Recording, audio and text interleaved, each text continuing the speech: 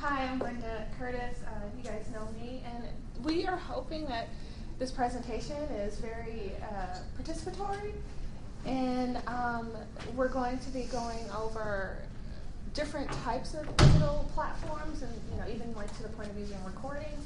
And then we're going to be talking about how your IRB probably will review and types of questions they'll be asking.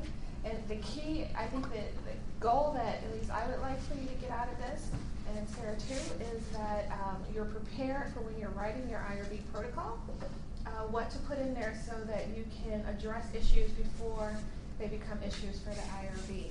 So hopefully, this will be useful, and we'll give you copies of our slides too, and you can always reach out to us if you have any questions.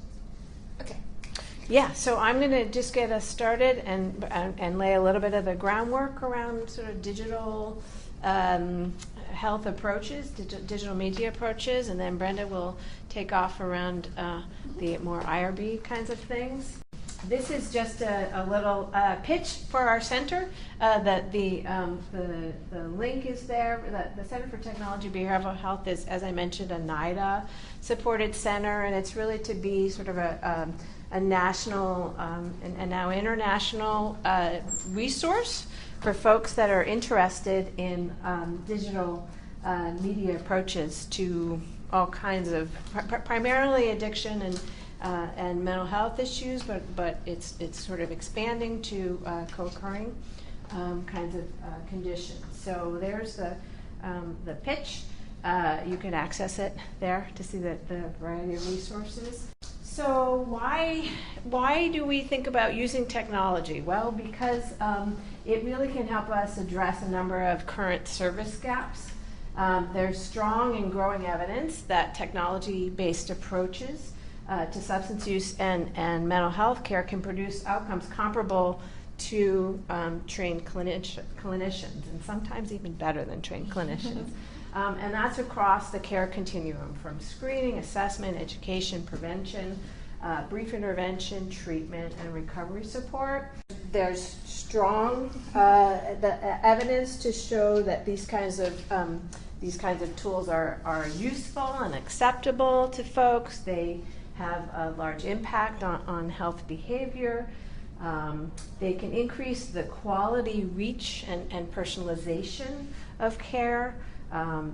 Be responsive to individuals' health trajectories over time, and that's particularly the case when you involve people from the very beginning in development of these kinds of tools over time, and then use them, evaluate them over time. The other ways that technology can be really helpful is in terms of improving sort of the standardization and fidelity of care. So and thus of your research when you're doing research with these kinds of tools, and so you can have sort of a broad reach with an individualized approach with really standardized fidelity. Strong fidelity kinds of tools. We're going to cut in on each other. Yes. But one of the things you got to remember, I think Brenda will do more. No, it's totally fine. No, we planned this. We've got sort of we have a couple codes. Yeah. Okay. But one of the things is, like, as we are personalizing these messages in technology, normally you need information to personalize on, right? So thus you have to give more information and the more personal information about the person. There's kind of this balance between when you have encroached or you've intruded too much into their privacy in order to develop these messages and technologies. Yes. So I was looking at this slide. The screens I had about the kinds of devices and stuff like that. Is that after this access? I'm hoping so. Yeah, so anyway, but we'll wing it. Yeah. Why technology too? Because of the ubiquity. You'll hear about the ubiquity of technology. So this slide is a little bit dated, but we have a lot of folks who have access to mobile technologies. This is in particular in developing countries where mobile technologies are maybe the primary source of internet access.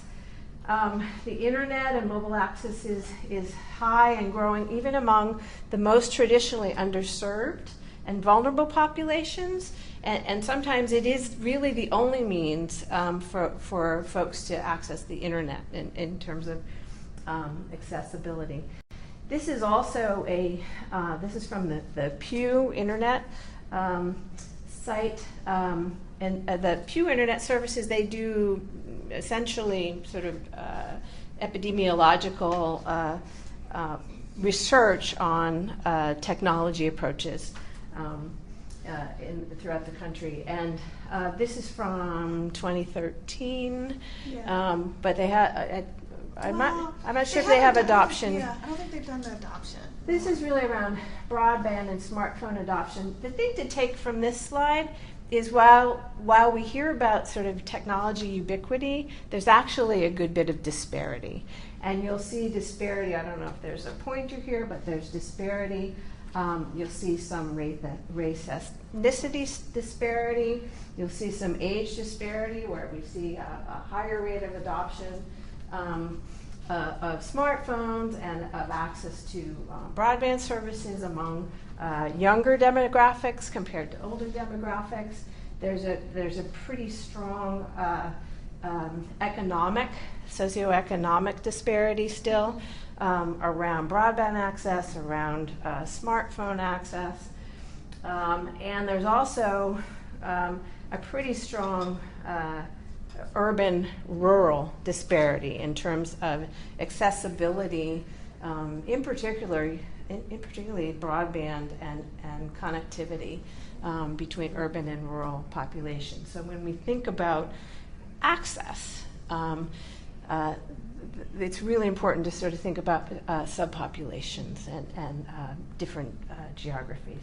So when my job is to provide the context when we think about digital solutions. We think about the different kinds of devices that people could use. They could use computers, they could use laptops, they could use tablets, they could use mobile phones, they could use wearable devices like a Fitbit, like the BAC track study that we're working on. Yeah. Using the breathalyzer that records you doing it, or some of the ones actually record your face if you're taking medication. Yeah, you can use video, sort of facial recognition sorts of things. You can use wearables in terms of like skin conductance.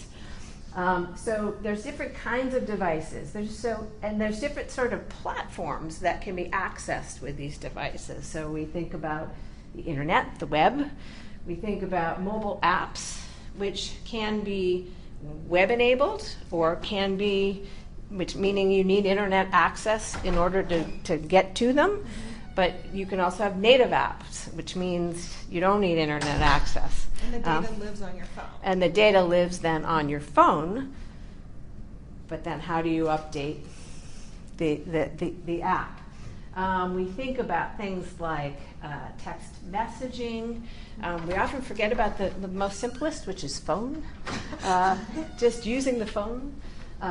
Video, virtual reality, virtual environments, and games.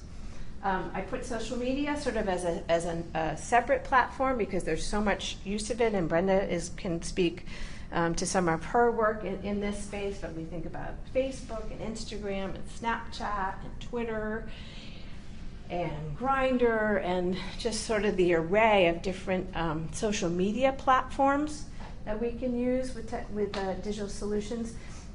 Other platforms are things like beacons, so radio frequency or Bluetooth kinds of beacons that are used a lot in sort of marketing. Yes. And Brenda has a great example to talk about, but essentially they can sort of, they're used in marketing where they can sort of track people and send messages to them. So, like for example, I'm driving by, I don't know how to turn this off, if anyone knows, please tell me what to do on my phone, but I'm driving by the grocery store to the pet store, which is right next door, and I get something telling me add it to my to-do list to buy candles. I have never bought a candle in my life. but my son was in Little League and they had just had a candle fundraiser that went to my Gmail account. So Google, something happened, it was telling me I could go to the grocery store and get candles. So some kind of way it was reading my email. Yeah, it's geospatial advertising. Yes, it's geospatial advertising. Yeah. That's creepy. I know, it's very It creepy. added 5 candles to my to-do list. How do I turn this off? Okay, that's another story. Yes, well now I guess but then, actually, talk to think your husband. about it. It's It kinda creepy. made me Yeah, think it's of a creepy. research study that we were thinking about. Like, what about using a beacon when people are close to an HIV clinic for testing? I can send a beacon to say that you're close to pick up condoms or to do HIV testing, and if I Exactly. have that with any other type of data, I can know when their last test was, or Right. Right. I mean, so yes. Yes. I'm creepy, but then I'm excited, right? Right. So it has Most creep is potentials. always making me excited, Right. And actually. we've used that on campus with Dartmouth students around just sort of prevention messaging around health. So we set up beacons, and if you had the app, you could then receive these health messages.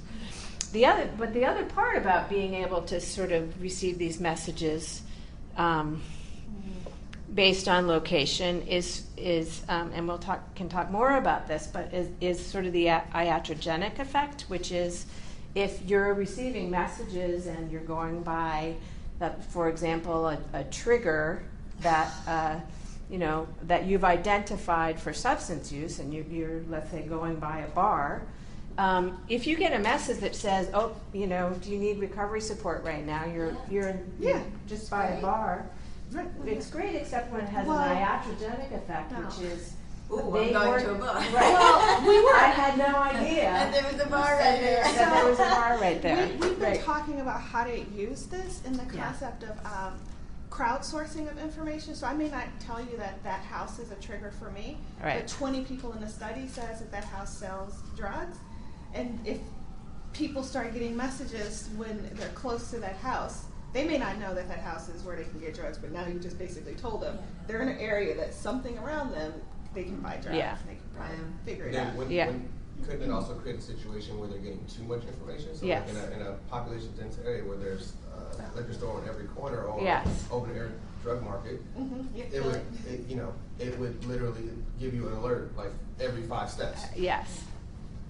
Which is annoying and Right. yeah, wrong. makes you perhaps want to go relapse, right? Yeah, It's no, very yeah. One of the Or quit apps your I'm study. working with. What? Or quit Or your quit your Quit studies, your study. exactly. One of the apps I'm working with, that's, I'm like, oh, we can build these, we have these algorithms and we can do this and we can do this, and they're, letting people know their relapse risk. And they're like, the last thing we want to do is tell someone they download our app that they have a risk of relapse. I'm like, exactly. Yeah. So when you build, as we're building these models, how do we apply them to the technology? Just that's something just to think of. Sorry. Yeah. Go ahead. So thinking about the mobile phones and thinking about passive sensing is another way to collect data. So, and you guys may all be aware of this, but your mobile phones, in particular, if you have an Android phone, is pretty insecure. But there's also all kinds of sensing from that. There's a GPS sensor, so it knows where you are. There's a way to actually access your voice. Keyboard, your keystrokes. And your keystrokes. There's a way when you're text messaging. There's a way to access your voice in terms of whether you're with other people or not. There's a way to access what else? Humidity, temperature, GPS, Accelerometry. If you're moving or not. If you're on the phone, 'cause that's how it knows when Right. you dim the lights and everything. So app developers are starting to, and Yes. health developers are starting to figure out how they can use this. And in addictions, we were looking at people being in groups versus not being in groups. Using it for sleep, and that sort of thing. But just to keep in mind that it's a way to collect data, but it's also a way to abuse collection of data that one needs to think about. The other wearables we've talked about in terms of heart rate and skin conductance. There's now some sort of more commercial sensing around EEG.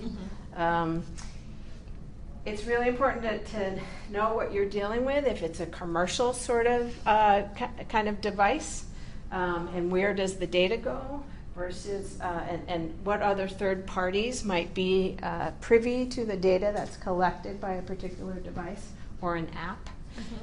Is really important. This is, I just wanted to give some specific examples of some of the work that we're doing at the CTBH, and others throughout the country are doing. Brenda's involved in some of this. There's web-based and mobile apps for substance use and mental health screening, assessment, prevention, treatment, recovery across diverse substances.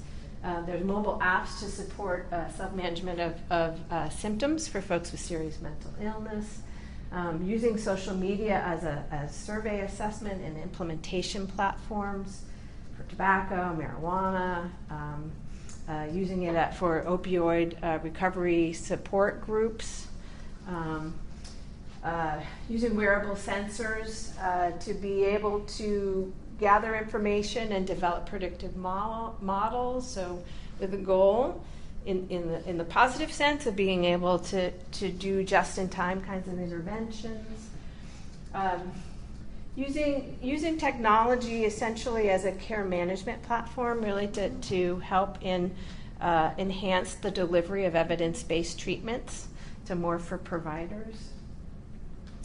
So can I stop? One thing Yes. that is important is that her group has gotten all that research approved through their IRB and other various IRBs of collaborators. So, and we're working with populations. I mean, you've done adolescent work Yes. to older adults.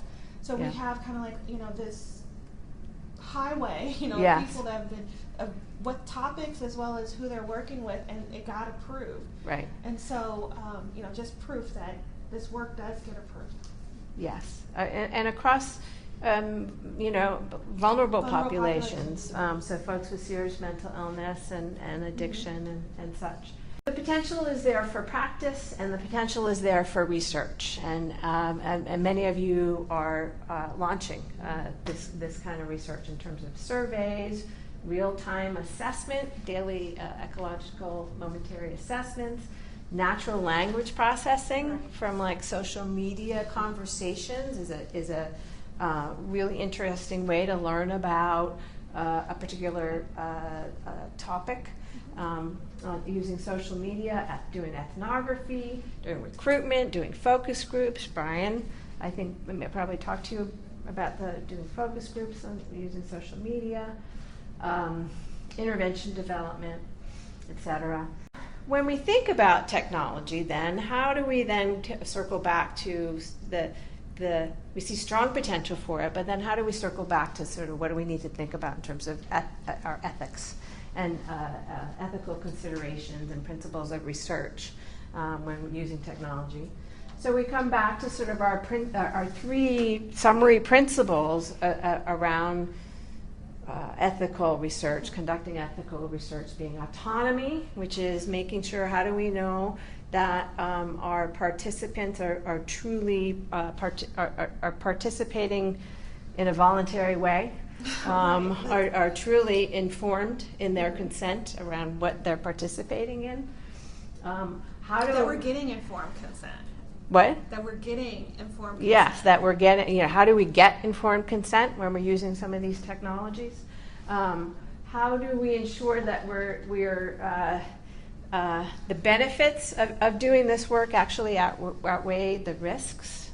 And we can talk about that. I think we want to circle back to talk about your work in this way. How can we ensure that folks have an equal opportunity to participate or not to participate in research? So when we look at some of the disparities that we've seen in terms of access to different technologies, what does that mean in terms of the research that we can do and the generalizations that we can make or not from this sort of work? I think that's really important. I think the things that sort of I wanted to sort of summarize from my part was just the part that technology really, the development part really has exceeded the pace of the science. So there's lots and lots of room for good science in this space. Privacy and security are issues that we need to consider in every step of the way in terms of recruitment and consent, data collection, data storage, sharing, ownership, third-party use, and Brenda has some more information on this. We know that accessibility is an issue, and then thinking about how do we really build trust in this kind of work that we do.